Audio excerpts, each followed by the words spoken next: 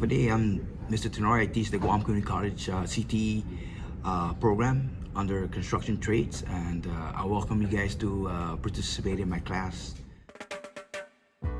We deal with carpentry, masonry, electrical, plumbing, and so on.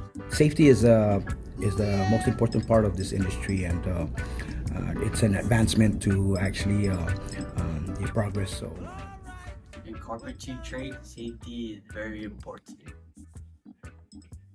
What's your favorite part about carpentry? My favorite part about carpentry is the people and Working in a group. Favorite part about carpentry is going up to the shop and being creative.